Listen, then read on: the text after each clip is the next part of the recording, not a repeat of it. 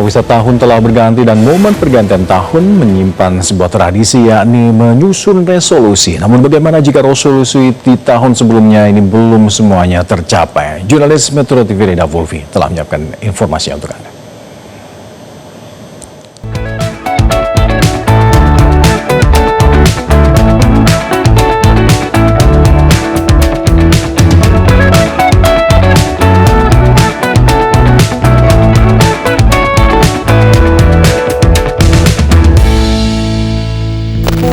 Berenang 3 kali seminggu, makan sehat, nabung banyak. Pemirsa, saya lagi buat resolusi buat tahun baru 2026 nih. Cuman jujur saya bingung karena resolusi tahun baru 2025 saya ternyata masih banyak banget yang belum tercapai. Nah, kalau bicara soal resolusi tahun baru, kita lihat dulu sebenarnya resolusi tahun baru itu apa sih? Jadi resolusi tahun baru itu tekad atau komitmen pribadi untuk melakukan perubahan yang positif, memperbaiki diri atau mencapai tujuan baru di awal tahun. Bikin resolusi ini bisa jadi sebuah tradisi yang biasanya kita lakuin ketika menjelang tahun baru. Nah, tapi jujur nih, Anda ada nggak yang kayak saya? Ketika bikin resolusi tahun baru, ternyata resolusi di tahun sebelumnya belum tercapai. Nah, kira-kira gimana ya caranya untuk bikin resolusi ini bisa benar-benar komitmen kita lakuin? Dan kalau dilihat dari sisi psikologi, sebenarnya sepenting apa sih bikin resolusi tahun baru? Nah, ayo cari tahu. Apalagi ya? Ternyata resolusi tahun baru sudah ada sejak 4000 tahun silam loh. Orang Babilonia kuno dikatakan sebagai orang pertama yang membuat resolusi tahun baru. Mereka juga orang pertama yang mengadakan perayaan yang tercatat untuk menghormati tahun baru.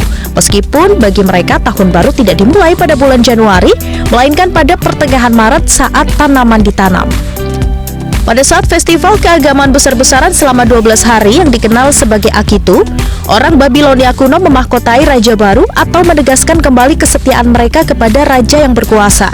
Mereka juga berjanji kepada para dewa untuk membayar utang mereka dan mengembalikan benda-benda yang mereka pinjam. Nah, janji-janji ini yang dianggap sebagai cikal bakal resolusi tahun baru kita. Tapi, praktik serupa juga terjadi di Romawi kuno setelah Kaisar Julius Caesar yang berpikiran reformis mengotak-atik kalender dan menetapkan tanggal 1 Januari sebagai awal tahun sekitar tahun 46 sebelum Masehi. Dinamai Janus, dewa bermuka dua yang rohnya mendiami pintu masuk dan gapura.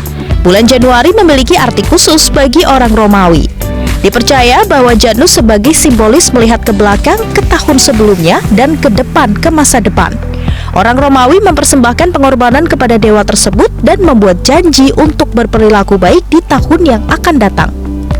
Nah, memang seberapa penting sih bikin resolusi tahun baru? Jadi, saya kan lagi buat resolusi tahun baru. Kalau dari pandangan psikologi, sebenarnya tuh seberapa penting sih kita bikin resolusi untuk tahun baru? Jadi secara psikologis, resolusi tahun baru adalah merupakan hal yang cukup penting. Karena kalau kita ketahui ya, resolusi itu kan artinya tekad kuat untuk merubah sesuatu, memperbaiki sesuatu. Nah, kebetulan di tahun baru, jadi ada yang namanya memperbaiki atau melakukan suatu perubahan baru di awal tahun baru gitu. Jadi tahun baru merupakan lembaran baru di mana seseorang bisa menjadi lebih terarah untuk memperbaiki dirinya. Jadi secara psikologis cukup penting karena akhirnya bisa menimbulkan motivasi ya, karena tadi ada lembaran baru yang akhirnya perlu dikejar. Namun tadi jangan sampai arah dan perbaikan yang ingin dilakukan itu menjadi, kalau terlewat itu jadi demotivasi, karena biarkan saja kalau ada yang kelewat, biarin aja, mulai lagi aja, jadi nggak ada kata terlambat, seperti itu. Nah, tapi biasanya kan kita cenderung kita udah bikin nih resolusi tahun baru, tapi ternyata resolusi itu sampai akhir tahun lebih banyak belum tercapai daripada tercapainya. Nah, ada tipsnya nggak, Ibu? Iya, yang pertama tadi ya, nggak ada kata terlambat untuk memperbaiki diri. Jadi kalau kelewat, coba lagi aja.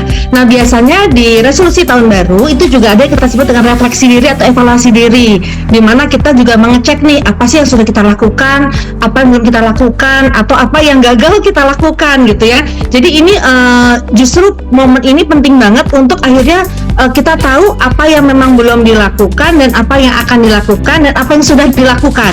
Nah, artinya kita juga harus memaafkan diri atau memaklumi diri ketika ternyata ada yang belum dilakukan. Nah, biasanya kita juga cari tahu kenapa sih belum dilakukannya. Oh, misalnya aspek kesehatan, lagi pengen misalnya main padel, atau misalnya mau jalan pagi misalnya ya, tapi ternyata nggak ada temennya.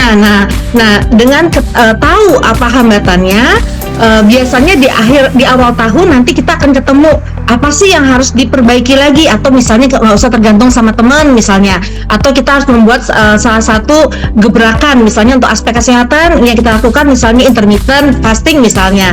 Nah, jadi intinya kalau ada yang belum dilakukan, kita cari tahu apa sih root cause-nya, akar masalahnya di mana? Apakah karena keengganan, apakah karena kita tergantung sama orang lain, apakah karena situasi tertentu. Nah, di sini kita harus tidak perlu frustrasi, tapi yang jelas kita perbaiki aja rencananya seperti yang memang mungkin kita prediksi bisa lebih fit gitu ya, lebih suitable sama diri kita atau situasi kita di tahun yang berikutnya. Jadi sebenarnya bukan suatu masalah besar ya kalau misalnya kita buat resolusi ternyata belum 100% tercapai dan resolusi itu masuk lagi nih ke resolusi tahun depannya. Iya, tidak ada masalah. Karena itu tadi kita memaklumi juga nih harus, dan kita jangan lupa untuk memberikan apresiasi terhadap apa pencapaian yang sudah dilakukan. Jadi kita nggak melulu fokus kepada apa yang belum dilakukan, karena bisa juga banyak orang yang akhirnya fokus pada yang belum dilakukan, jadi akhirnya kayak frustrasi, demotivasi, kayak ya udahlah nanti gini lagi. Nah, itu yang harus kita waspadai, jangan sampai justru apa yang sudah kita capai kemarin kita nggak hargai karena terlalu fokus sama apa yang kita tidak lakukan. Nah, apresiasi terhadap diri terhadap apa yang sudah kita lakukan itu penting banget untuk membuat kita menjadi lebih bangga kepada diri kita, ada self-worth lah ya, merasa diri kita berharga, bernilai, dan tadi membuat kita jadi termotivasi lagi untuk membangun rencana di tahun berikutnya. Jadi bagaimana pemirsa, ternyata menyusun resolusi tahun baru ini penting loh. Meskipun resolusi tahun yang lalu masuk lagi nih ke resolusi tahun baru di 2026, ternyata bukan jadi sebuah masalah besar. Nah, sekarang yuk sama-sama kita susun resolusi tahun baru 2026 untuk menyongsong tahun baru yang lebih baik lagi. Saya Raida Pulpi dan juru kamera Venus Saksa. Sampai jumpa di segmen Ayo Cari Tahu selanjutnya. Dadah! Jelajahi cara baru mendapatkan informasi. Download Metro TV Extend sekarang.